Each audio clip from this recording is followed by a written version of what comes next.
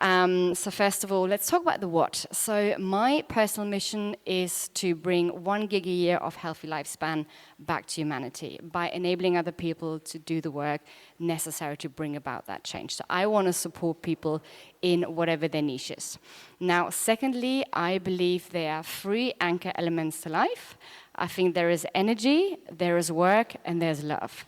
So you need to have energy, you need to dial in to be your best physical, mental, emotional, social self, to give you the energy to perform the work that you were put on this planet to do. So build whatever your business, whatever your ideas, that's gonna make this world into a better place.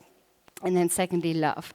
Love is everything from love 0.0 for yourself. So that's dialing into your personal self-care habits. That's love 1.0, love for your partner, love 2.0 for your children, your family, your parents, brothers, sisters, cousins, etc. And then you go on to, so love for your community, so the people around you. And then love is actually called infinity, which is love for the rest of the world, for every other sentient being on this planet, basically. So again, what is the work that you want to put in to make this place, to make this world into a better place? So that brings us back full circle to the longevity optimized entrepreneurs village, because I want to build spaces around the globe that enable us, again, to dial in our energy, to put in the work and the love. So what I would like to do, I'm just going to give you a quick why. I mean, look, many of us are, on one hand, distracted. We have constant demands from technology. We have sensor overload. We have blue light around us. We have constant noise, especially if we're living in cities. There's traffic. There's all sorts of things. There's advertising around us, right? So we're constantly bombarded by distractions. And I'm not even talking about the phone at this stage. That's already next level.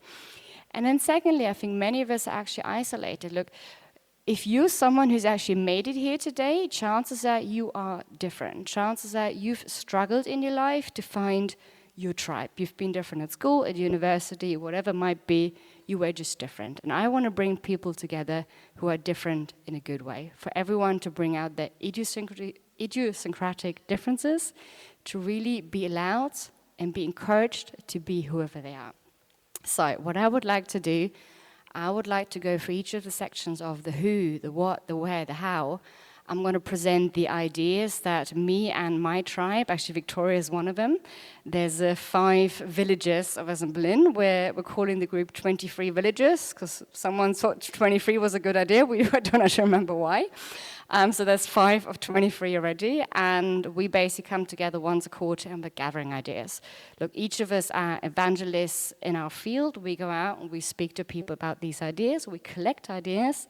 We want to know what you want to see. We want to build these villages with you and for you. So here comes your part.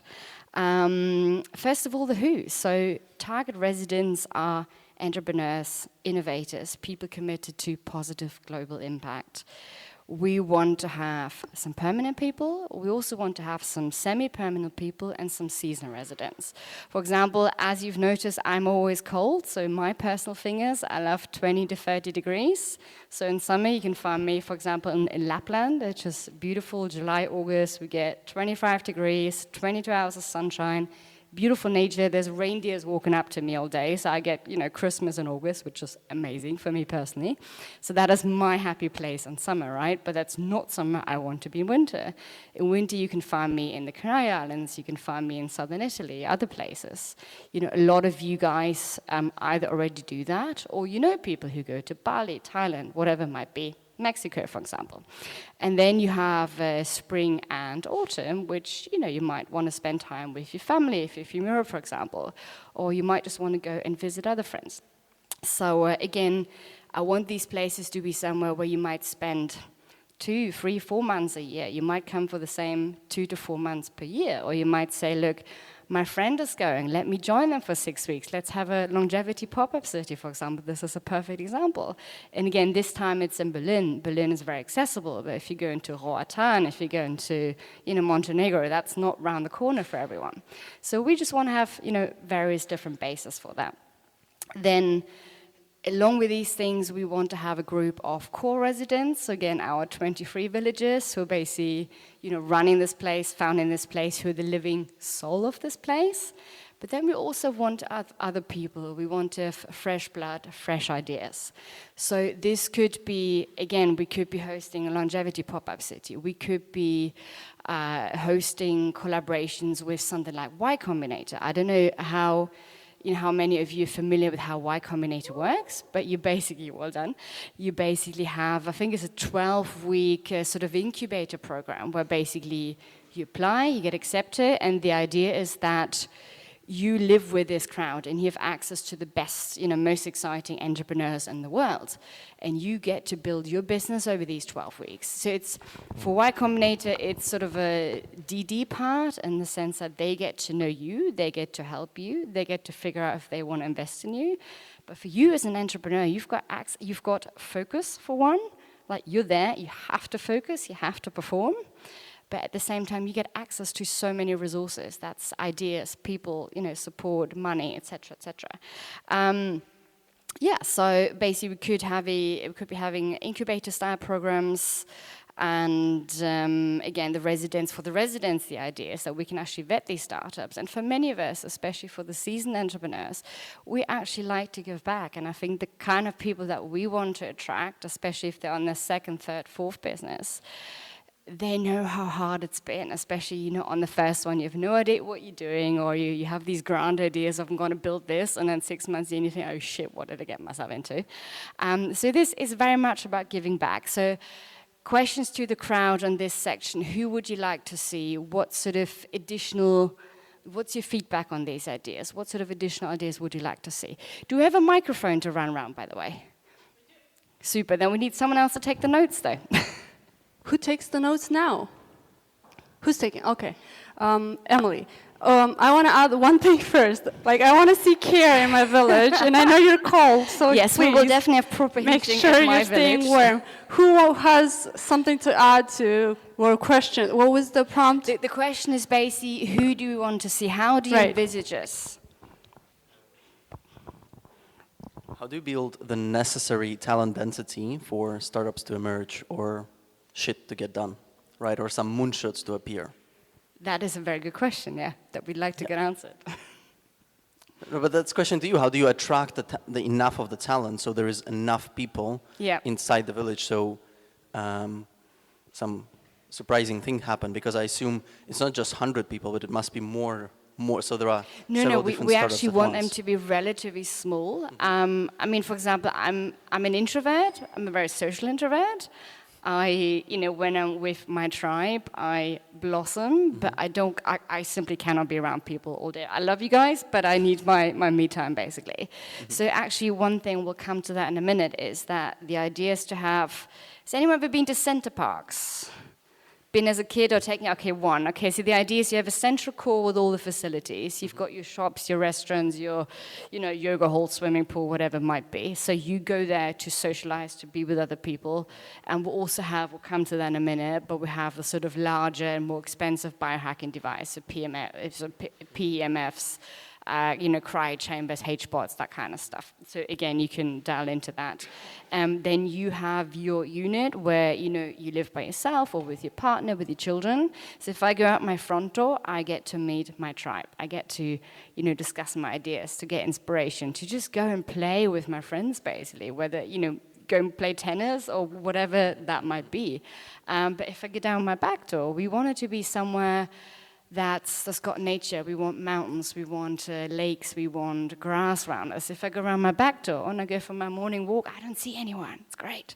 So I get to be my introvert when I need it, but I also get to be my extrovert when I'm like, okay, now I'm in ideas mode. I'm like, you're an expert on blah, right? Have you ever thought about this? Like, how would you solve my problems? So it's not specifically colleagues, just like-minded people. It's entrepreneurs in the widest sense, basically people who want to make this world a better place in whatever way that might be. It doesn't have to be healthcare, by the way. It doesn't have to be longevity. The longevity element comes from the infrastructure, comes from helping you, dial into your self-care habits, to your physical best, to execute whatever your mission in life is. My mission is around healthcare, around health span, but again, everyone's building their own business. Thank you. Super. Any other contributions from the audience? Who would you like to see? If you were there, who are the kind of people you want to hang out with? I think the crowd that I want to see there is similar to Zelar-City, like entrepreneurs, people who are doers, people who take initiative and they want to see things change. Biohackers, of course. I'm biohackers, that I want to change something with my body first, and I want to have the right to try whatever is available on the market. People who are not afraid to think out of the box. Or like, let's sit down and brainstorm and see what comes out of this. And have the space where we can actually implement the idea, not just talk about it. Yeah, exactly. Other contributions. If you were there, who would you like to see? What would you like to see? If we build a village for you, this is your chance to get your say.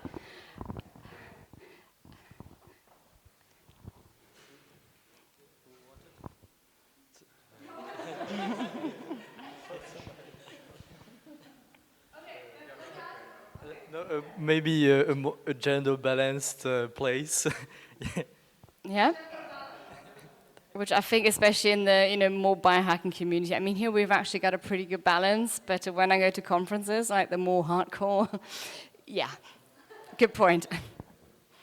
Yeah, right direction, especially in Vitalia, I noticed how much also what you said, and then this relaxing zone, having just normal environments, normal people, just being not always focused on how to change the world, but also how to enjoy the moment and talk about simple things.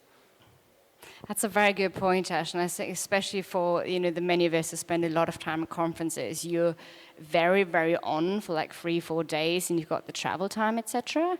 But I think having the downtime and really the bonding comes from sitting in a sauna with someone and say, "How's your dog doing? How's your grandma?" Because I've met them 5 times before. I mean, there was one funny anecdote. I think I was in Helsinki a couple of weeks back with a friend of mine who came from South Africa. He's building longevity clinics in South Africa and Bucharest. And for various reasons, I get amazing deals on Hilton. So I always say to my friends, so I've got 2 rooms. So I was like, 4 of us will do twins. Let's do a bit of a house share kind of vibe, right? You go on the class trip, and that's how you really bond with people. And then I usually travel with my own vegetables. So when I go somewhere, I like them to be organic. I'm very picky on that, because especially when you conference like the food is.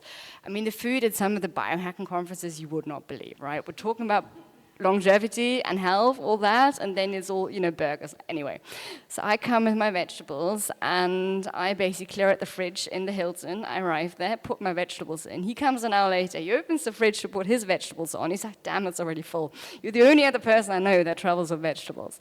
So this is the kind of person I want to hang out with, right? Any other contributions to the who? Who do we want to see? What sort of environment? Who are the people you want to hang out with, basically? Scientists, okay. So your arguments, we wouldn't just want to have business people, but you also want to have people who are more on the research side. Yeah.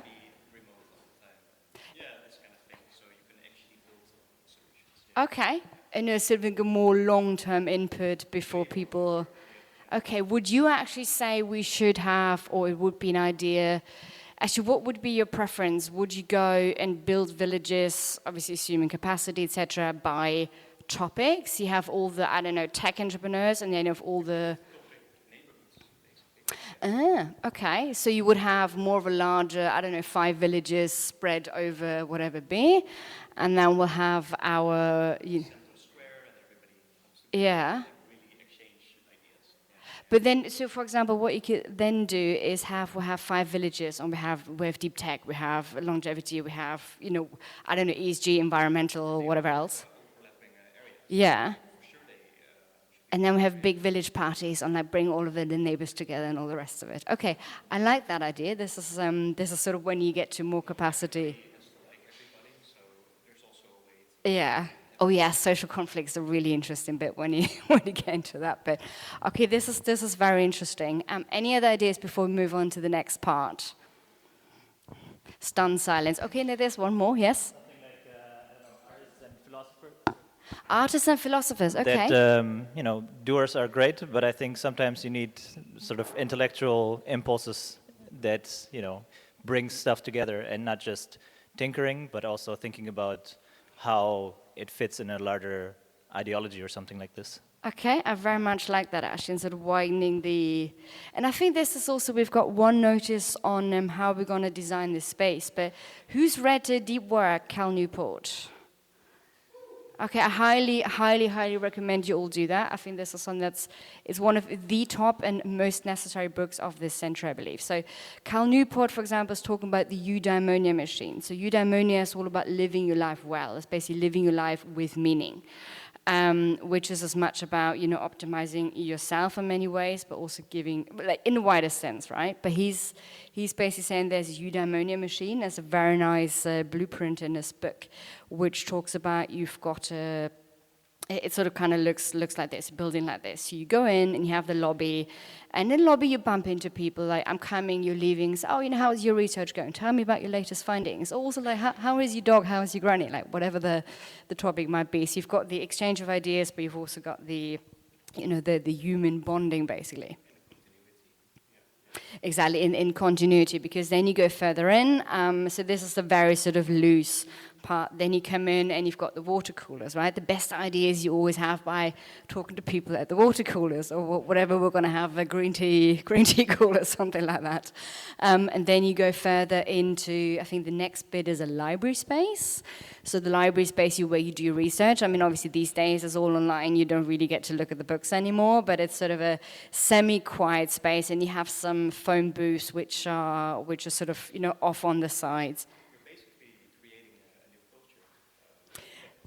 But you're creating a culture of focus, right? Because you're going from the social serendipity element to like, okay, this is, the semi-focused area doing the research, but then when you actually go and you write your book or you do your, what it is that you need to do, that's my cue as I'm being kicked off stage already. I'm like halfway through, right? Never mind. We'll hurry up.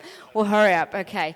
But just to finish off on the eudaimonia machine, basically, and then you go into the final bit is basic cabins. They're soundproof. You don't have internet. You have 0 distractions. You have to leave your phone outside.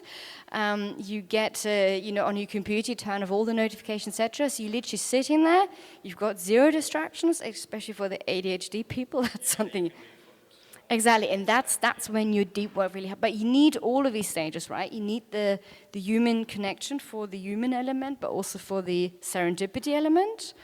And then you go into there. Anyways, I'm getting distracted here. So this actually brings me back to my back point, the how. So we talked about the biohacked surroundings. We talked about the shared facilities. So the more expensive devices, which again you don't need every day, they go into the shared facilities. But every house is going to have the cheapest stuff. So you have optimized sleep hygiene. You have your infrared sauna home. Like my very first piece of furniture was an infrared sauna. I've got a genetic detox. It's not. They're amazing. I mean, my detox genes are beeped, therefore I really need an infrared sauna. So I would highly advise everyone has one. And again, as I said, low distractions. You want screen-free zones, you want minimal noise pollution, etc. Then we said we're going to have amenities, shared communal spaces for exercise, for events, for shared biohacking, etc.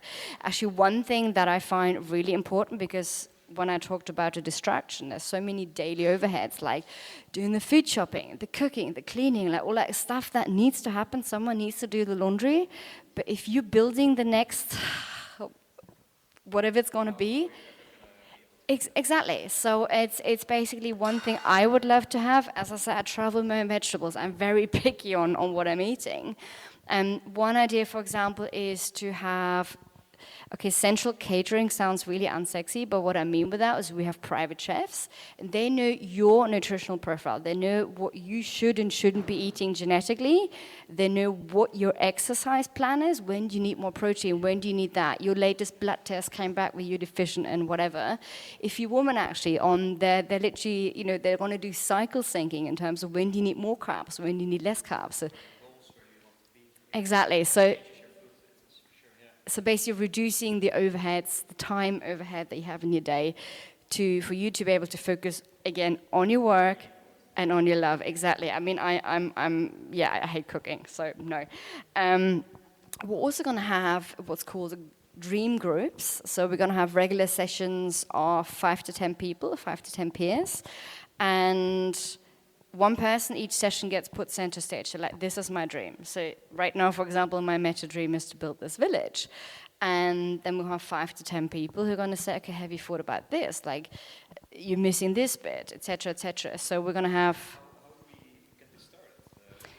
Come talk to me, basically. I'm frozen, so I'll be going home soon, but come talk to me before I do. Exactly. So I think we'll cut it over that because I'm being cut off stage. So I kicked off stage. Can we do last minute round of We can inputs, do a last questions? round of questions. Okay. Sure, yeah. Raise your definitely. hands.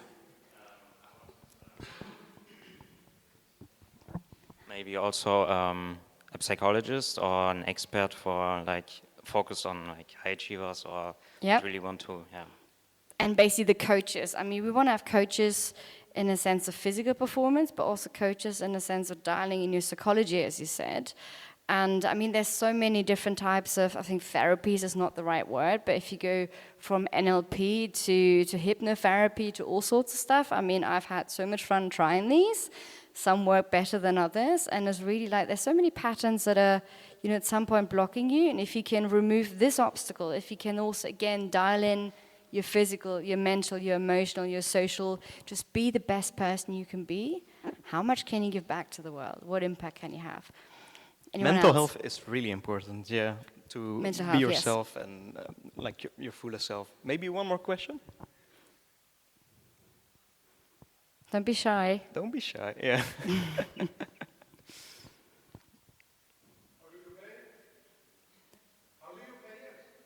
That is actually another question that I want to get your input in, obviously being a...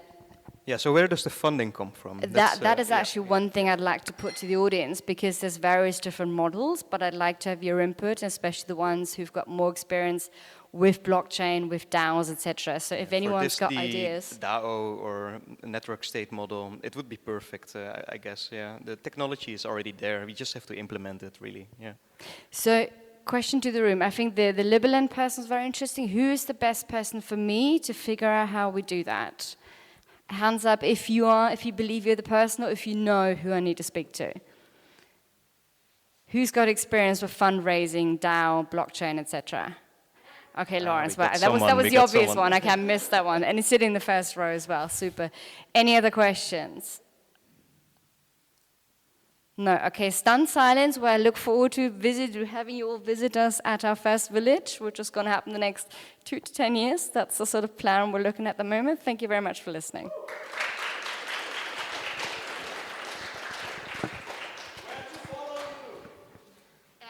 It's Judith Mueller, Mueller on LinkedIn, and the podcast is Biohacking Eve, so that's the easiest way to find me. So I shall go get